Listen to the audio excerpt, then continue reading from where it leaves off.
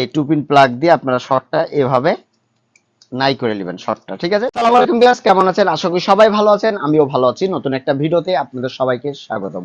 মূলত আমি যে ভিডিও কন্টেন্ট গুলো তৈরি করি শুধুমাত্র আপনাদেরকে শেখানোর উদ্দেশ্যে, বোঝানোর উদ্দেশ্যে মূলত এই ভিডিও কন্টেন্ট গুলো তৈরি করা হয়। তেমনই আমার হাতে দেখতে পাচ্ছেন একটি চার্জার, এটা 29.4 ভোল্টের একটি চার্জার, যে মিনি সাইকেল গুলো আছে সেই সাইকেলের চার্জার। তো এই সাইকেলের চার্জার গুলো ব্যবহার করতে করতে অনেক সময় নষ্ট হয়ে যায়। শুধু এই চার্জার না, এই জাতীয় যত চার্জার আছে, আজকের ভিডিওটি যদি সম্পূর্ণ দেখেন আপনি নিজে কোনো রকম টেকনিশিয়ান ছাড়াই এই চার্জার গুলো রিপেয়ার করতে পারবেন। আর এগুলো একবারে সহজ। আর চ্যানেলে যারা নতুন আছেন অবশ্যই চ্যানেলটি সাবস্ক্রাইব করে সঙ্গেই থাকবেন।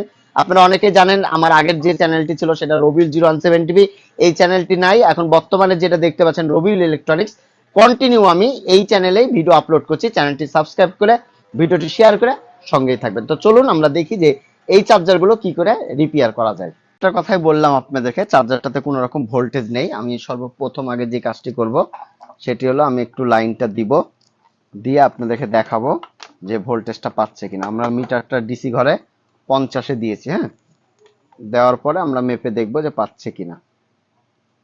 তো এখানে দেখতে পাচ্ছেন কোনো রকম আমাদের মিটারে কিন্তু ভোল্টেজ নেই।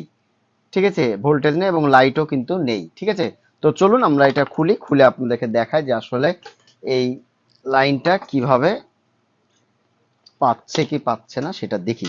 তো সর্বপ্রথম আমরা যে কাজটি করব সেটি হলো চার্জারটি খুলে নিব। চার্জারটি খুলে নেব। কাস্টমার বলেছিল যে যখন এটা লাইনে দেয় তখন পটাশ করে একটা উঠেছে, কি জানি হয়েছে। তো আমরা এটা সম্পূর্ণটা খুলি। তো এইখানে দেখতে পাচ্ছেন খুলে ফেলেছি। খোলার পরে এখানে কিন্তু একটু সাবধানতা অবলম্বন করতে হবে। কি সাবধানতা? অনেক সময় এই ক্যাপাসিটারটাতে চার্জ ধরে রাখে। আপনারা অনেকে জানেন, অনেক টেকনিশিয়ান ভাই আছেন, আপনারা জানেন অনেক সময় কিন্তু এই ক্যাপাসিটারটা চার্জ ধরে রাখে। সেই ক্ষেত্রে আমরা একটু মেপে নেব মিটারে। না, এটাতে হালকা চার্জ এরকম ধরে নেই। কেননা এই ক্যাপাসিটার যদি চার্জ ধরে রাখে, আপনি যদি এখানে হাত দেন আপনার হাতটা কিন্তু এখানে ফোস্কা পড়ে যাবে। অতএব এটা আপনারা সোল্ডারিং যে আয়রন আছে, আমি আপনাদেরকে একটু দেখানোর চেষ্টা করি। সোল্ডারিং আয়রনের এই 2 পিন প্লাগ দিয়ে আপনারা শর্টটা এভাবে নাই করে নেবেন শর্টটা। ঠিক আছে, তাহলে জিনিসটা সেফ থাকবে। তো এখন হলো আমাদের কোনো পাওয়ার নাই। যদি কোনো পাওয়ার না থাকে তাহলে সর্বপ্রথম কি করতে হবে, এই যে দেখুন এখানে কিন্তু কোনো লাইটটার ইয়াটা পড়ে গেছে, কিন্তু এই যে লাইট এখানে যেটা থাকে লাইটটা কিন্তু নেই। আর আমাদের এইটা লাইনটা হলো মেন লাইন, মেন লাইন হয়ে এখানে ফিউজ, এই যে দেখুন কি অবস্থা, দেখুন এই যে এখানে পুড়ে গেছে। তো আমরা একটু আয়রনটা হিট দিই, এই জিনিসটা দেখুন ফেটে গেছে। আর এখানে লাইটটাও কিন্তু নেই। তো আমরা দেখি এই দুইটা জিনিস লাগাই, আমরা দেখবো যে এটা ঠিক হয় কিনা।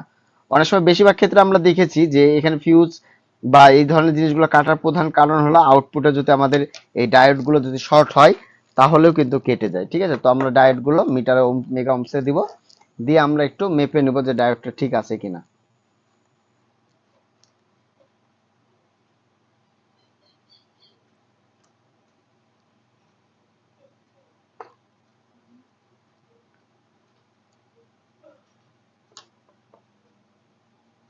ঠিক আছে, আমাদের ডায়োডটা ঠিক আছে। ঠিক আছে, তো আমরা এখন সর্বপ্রথম আগে যে জিনিসটা করি, আর এগুলো নষ্ট হয় কিভাবে দেখুন, এখানে কিভাবে জং ধরে গেছে, যে ভালো করে লক্ষ্য করুন যে জং ধরে গেছে, এই যে এগুলো জং ধরে গেছে, ড্রাই হয়ে গেছে। ঠিক আছে, তো এখন আমরা এটা আলুটা হিট হোক, আমরা এটা লাগাবো বা শর্ট করে দিয়া আমরা দেখি যে আসলে এটা ঠিক হয় কিনা। আমরা এই যে লাইটও নিয়ে নিয়েছি, আমরা এখান থেকে খুলে নিই। ঠিক আছে, সম্পূর্ণ ভিডিওটা আপনারা একটু লক্ষ্য করুন, তাহলে আশা করি অনেক কিছু শিখতে পারবেন। আর আমি সবসময় চেষ্টা করি আপনাদেরকে শেখানোর চেষ্টা করি সবসময়। তো আপনারা নিজে শিখবেন, অপরজনকে ভিডিওটি শেয়ারের মাধ্যমে শেখানোর চেষ্টা করবেন। তো আমরা এখানে লাইটটা দিয়ে দিলাম।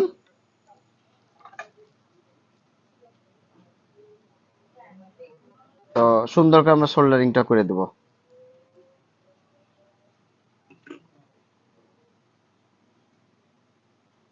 আমার আগের ইউটিউব চ্যানেল আপনারা অনেকেই জানেন, রবিল 017 টিভি, সেই ইউটিউব চ্যানেলটি নেই। আমি কিন্তু সবসময় চেষ্টা করি আপনাদের মাঝে ভালো ভালো কিছু শেখানোর। কেননা আপনারা, আমার সে আগের চ্যানেলটা প্রায় 3 লাখ সাবস্ক্রাইবার ছিল। যারা আগের আছেন আপনারা জানেন কিন্তু আমার।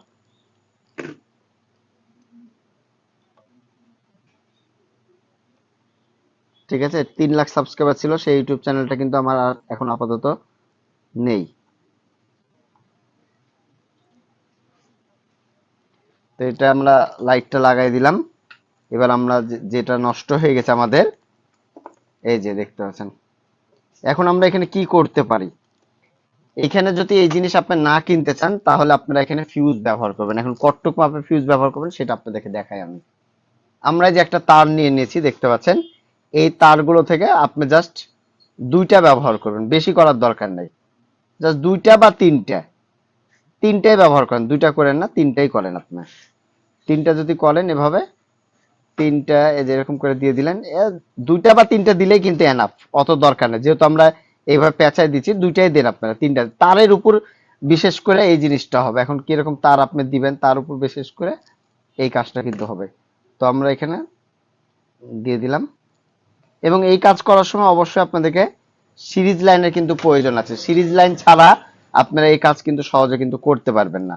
সিরিজ লাইন 100% কিন্তু আপনাদের প্রয়োজন আছে। তো আমরা এখন এখানে লাইনটা দিব, দিয়ে আমরা দেখব যে আসলে আমাদের এটা ভোল্টেজটা পাচ্ছে কিনা। আমরা এখন এখানে কিন্তু আমাদের লাইটটা জ্বলছে না, তার মানে এখানে কোনো সমস্যা আছে লাইটের। আমরা ভোল্টেজটা 50-এর ঘরে মিটার দিয়েছি এবং আমরা এটা মেপে দেখব যে ভোল্টেজটা আছে কিনা। তো আপনারা দেখতে পাচ্ছেন এখানে কিন্তু ভোল্টেজটা আছে, ভোল্টেজ কিন্তু চলে এসেছে। তো এইভাবে কিন্তু আপনারা ঠিক করতে পারবেন। এখন আমাদের এই লাইটটা জ্বলছে না, না জ্বলার কারণ কি, আমরা এখানে অন্য একটা লাইট দিয়ে দেখবো যে আসলে জ্বলছে না কেন। যেহেতু আমাদের ওই লাইটটা নেই আর, ঠিক আছে, তো আমরা দুইটা লাইট এখানে ইয়ে করেছি, দুইটা মাইনাস দিয়ে, ঠিক আছে। তো আমরা এখানে লাগাই দেখবো যে আমাদের এই লাইটটা কাজ করছে কিনা, হ্যাঁ। আর না হলে আমরা বাজার থেকে কিনে নিয়ে আসবো।